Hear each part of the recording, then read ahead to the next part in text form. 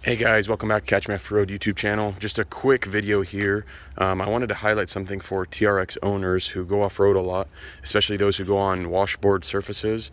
If you have a 2021 TRX or an early 2022, I think pre-February of 2022 build date, then you will probably experience this issue that I'm about to show you on washboards.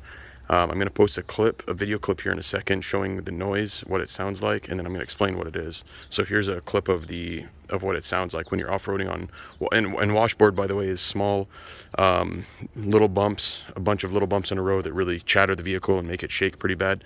They're not like whoops, they're much smaller, maybe 6 inches, 4 to 6 to 8 inches tall, and they're spaced out about every foot or so, and they are really common in sandy areas such as sand dunes, Glamis, sandy trails, things like that. So here's a clip of what it sounds like.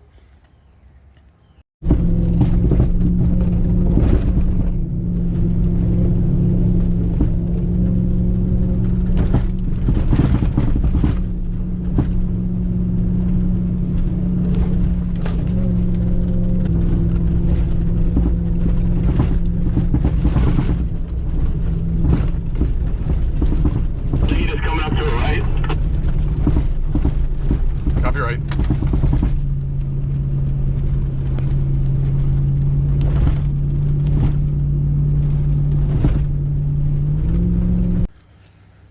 All right, and so the reason this noise happens is twofold.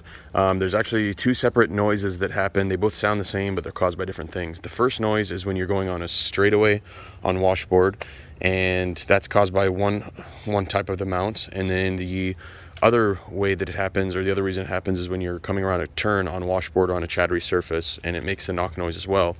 There's two mechanisms that are causing the two different types.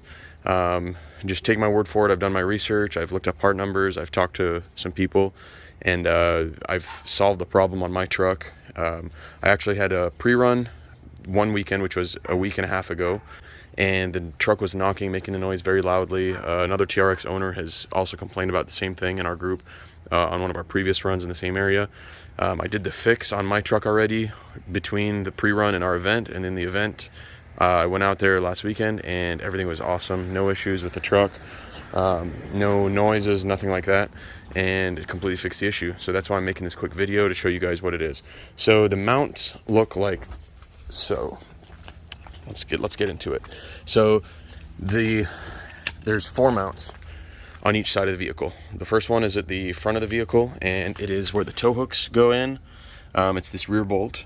You can see the bolt goes through the tow hook all the way through the pillar, the frame horn, and up into the blue part, which is the body, part of the body that wraps around here. I have stuff all over it because the dealership sprayed this with rust preventative type of stuff, since they added this new frame horn in. Anyway, so that's the first bolt. The second bolt, or body mount, is under the A pillar, then the third is under the B pillar, and the fourth is under the C pillar. And what those mounts look like on the bottom side is, that's one right there. Oops, almost dropped the phone, sorry. That's one of the mounts, and I've spray painted it black just to keep rust from getting on it, and it looks better. That's the B pillar right there, and that is the C pillar mount, the taller one. So this is what the mounts look like. There's an upper portion on the A pillar, for example, and there's a lower portion. Now, on when you're taking your turn, I told you there's 2 different types of chattering that you hear, or knocking. The first one is caused when you're going around corners, and that's caused by these A pillar mounts, the upper part of the A pillar mount. Now, this mount sits just like this in the truck, with the frame on the bottom side and the body on the top side, just like that. And when you look at the inside of it, it actually has an inner metal piece, an outer metal piece, and there's rubber kind of keeping the two from touching.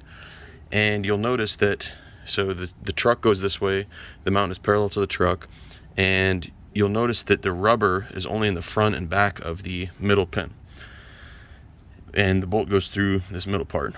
And so what happens is, when you go around a turn, this part can flex right and left still, and can make contact with the sides, and it can cause all sorts of issues. You can see I have rust there where it's rubbed off right there, and a little on this side, and you get the side motion. And so the new mounts, this is the old mount, by the way, it says TRX on it right there, and let me rotate around and find the part number for you.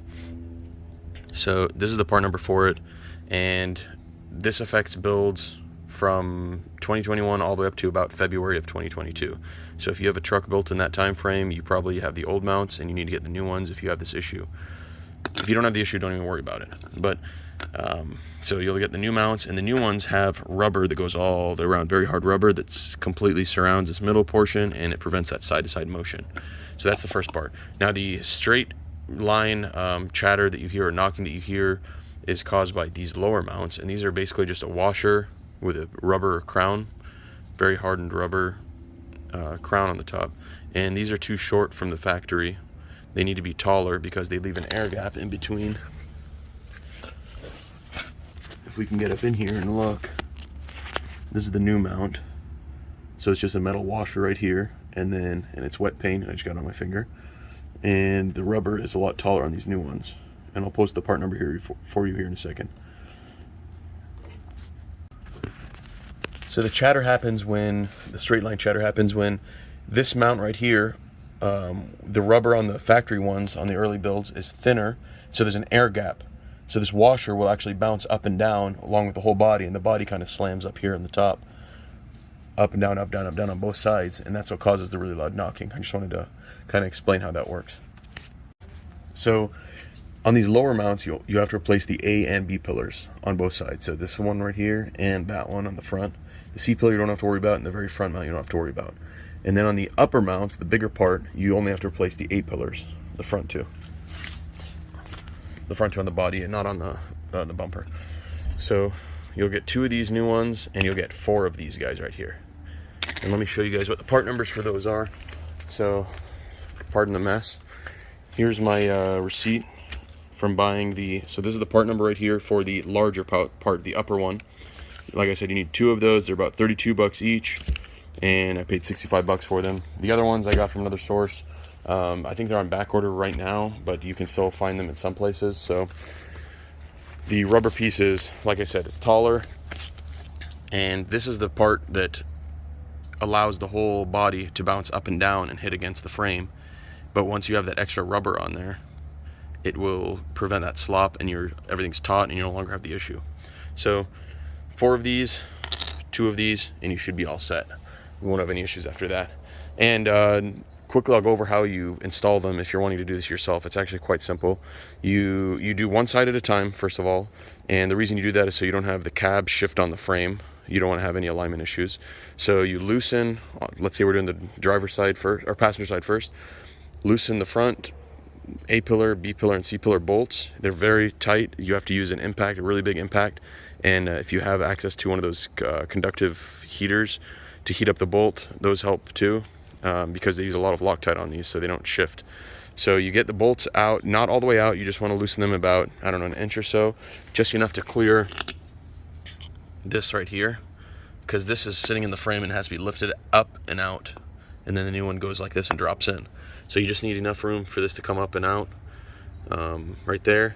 And what you'll do is you'll loosen all 4 bolts, and then you remove completely the A pillar bolt, swap out the top portion, this guy, pop it out, put the new one in, then go ahead and swap out your bottom portion of the A pillar, put the new one under there, tighten that guy up, lower the frame, lower this side, tighten everything up, and then you can go ahead and replace, well, I guess before tightening, you want to replace the B pillar as well, the lower part of it. And then you tighten everything up, torque it to spec, and then do the other side, and you're done. So make sure you do one side at a time, use a big impact, and that's it. So that was a quick update, guys, on the fix I did. Hope it helps. If you have any questions, hit me up in the comments, and I'll be happy to help you out.